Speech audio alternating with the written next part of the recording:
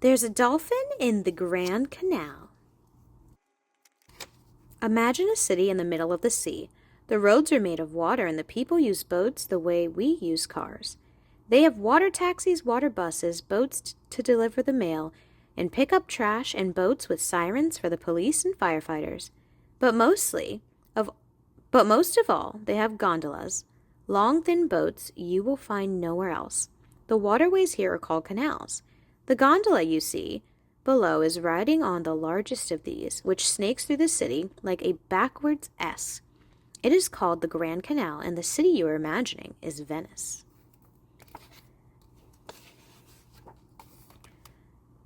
In a quiet corner of Venice, overlooking a little canal, sits a cafe buca.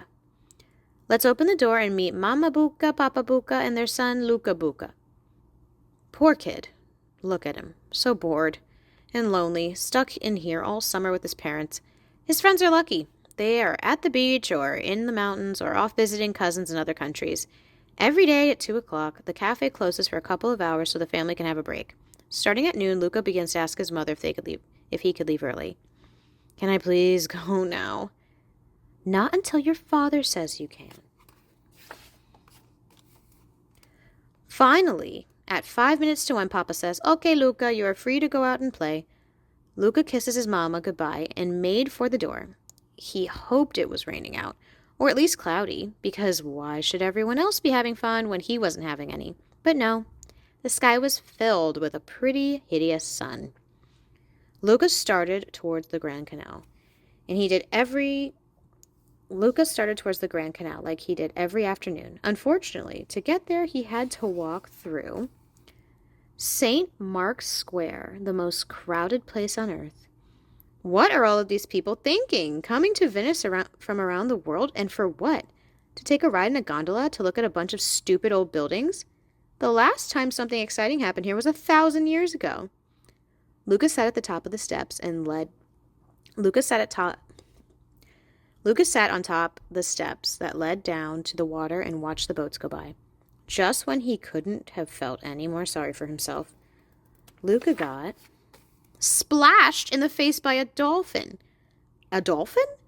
A dolphin in the Grand Canal? It couldn't be. But there a dolphin was, doing a reverse backflip with a corkscrew finish. Luca yelled for anyone, to look, but the tourists were too busy looking at their maps and guidebooks and taking pictures of each other. He ran, all the way back home. Luca burst through the door of the cafe. Mama, Papa, there was a dolphin in the Grand Canal. You have to come see. He splashed me right in the face. I think he was trying to play with me. Papa cleared his throat and said, The Grand Canal is full of fish. There are mackerel, mullet, bream, sea bass, cuttlefish, anchovy, eel, sole, scorpionfish, 3 kinds of clams, sea turtles, shrimp. But there is not now, and there has never ever been, a single species of dolphins. Over his father's protest, Luca dragged his parents, through St. Mark's Square, right to the spot where he had been splashed. But there was no dolphin. They waited 5 minutes, they waited 10 minutes, and they waited a while more. But they saw nothing except boats and birds. You see, Luca, I was correct, Papa said. There are absolutely no dolphins in the Grand Canal. But I'm telling you, there was a dolphin right here, Luca said.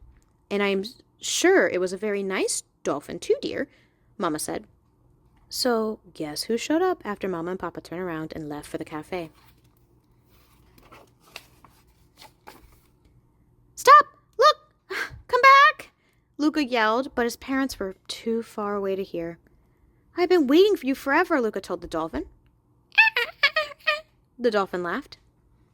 Don't laugh at me, you big dumb fish, Luca said, shaking a fist at him. The dolphin, not a fish at all, but a mammal, the same as Luca, shook a flipper back. Stop making fun of me, Luca yelled. He was so mad that he never saw what was coming next. On the next page. Luca leaned too far over the edge and he slipped, oops, right off, splash, and into the sea. But with a flick and a flip, Luca landed on the dolphin's back and they took off, zip. Luca held on for dear life, then held his breath, then shouted out with joy, Go!